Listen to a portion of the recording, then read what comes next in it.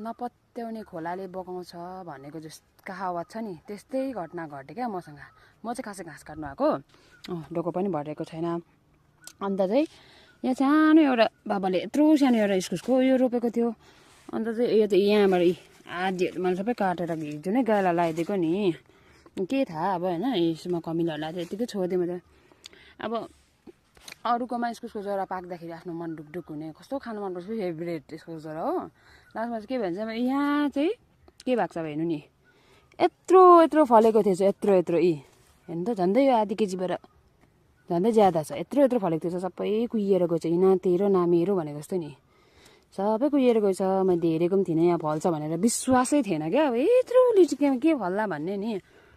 बाहिर निस्केर फलेको थिएछ होइन, फेभरेट कुरा कुहिएर जाँदा त साह्रो मन दुख्दो रहेछ, साह्रो मन दुख्यो आज मेरो, यत्रो कुहिएर गयो।